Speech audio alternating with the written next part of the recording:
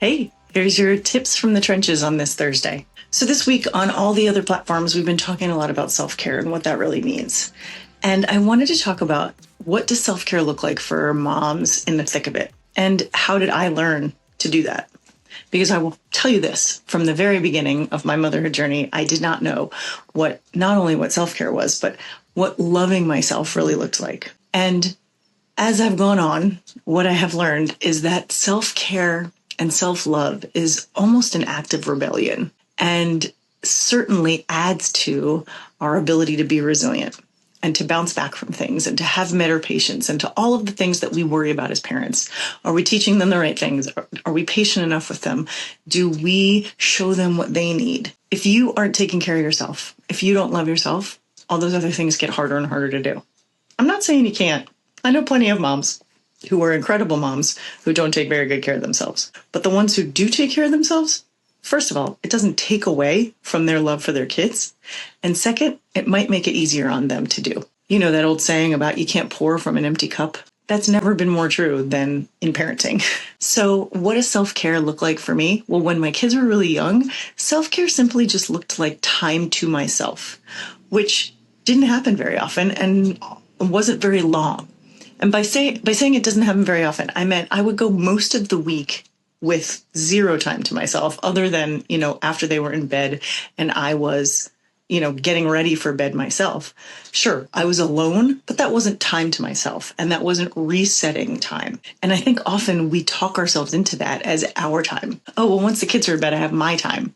But usually, if we're honest, it involves some sort of cleaning up of the house or maybe getting ready for the next day. Or if we have a job outside of the house, it requires, prepping for work the next day. Maybe we're making lunches. Maybe we're, packing backpacks, that kind of thing. So it isn't actually time for ourselves. What I did was different depending on the year or the age of my kids, but it usually involved a Saturday morning. And it was me going for a walk, me going to the library to sit in quiet because I didn't have any money to do anything else. So just going where nobody needed me, where nobody was going to talk to me, where nobody spoke. And my husband was in charge of the kids, so I didn't have to worry about them for an hour. And it was an hour. It wasn't very long, mostly because he could only entertain them for an hour, but also because I started to feel like, okay, I'm ready to get back now. I want to go back. It was once a week. It was planned in. It was non-negotiable. Sometimes it looked as lovely as, going to get a manicure or having a cup of coffee with a friend. But oftentimes it was just a walk around the block. Other times it was like boot camp with other moms or some sort of exercise fitness class with other moms. But quite frankly, that didn't feel like a reset to me very often because I'm not somebody who craves that exercise. I was doing it because I was supposed to. And sometimes self-care is that you do it, but it's not really a recharge. It's just a necessary thing to take care of your body. Don't confuse the two. But sometimes I only had time for an hour of boot camp, and that was my self-time. The car there and back ended up being the time that I got to myself. And that's okay. It didn't last forever. There were seasons for everything. The important part is to plan yourself into those seasons. Make sure you're making time for yourself and you're asking for the support you need in order to do that. Now, I was lucky. Their dad was in my house with me and he could also take care of them. I know that's not true for everyone. So what is it you can do to get a little bit of time to yourself that doesn't involve somebody else taking care of them? Can you put them on an iPad for an hour? Can you put a show on for an hour?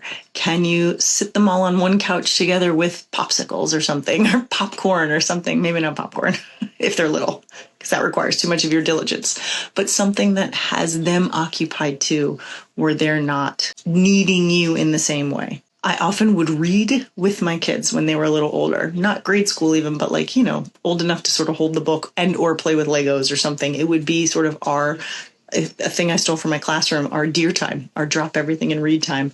We did that in my classroom for 30 minutes a day, and I did it at home with my kids for 30 minutes a day. I would read or I would close my eyes and rest, and they would be sitting around me doing whatever it was that they needed to do for that time to keep themselves occupied.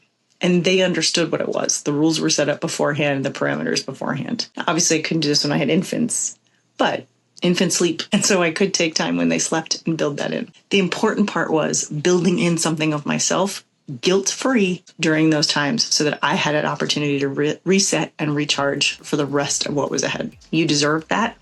You have more than earned it, and it will only help you and your children if you take the time for it. You got this, moms.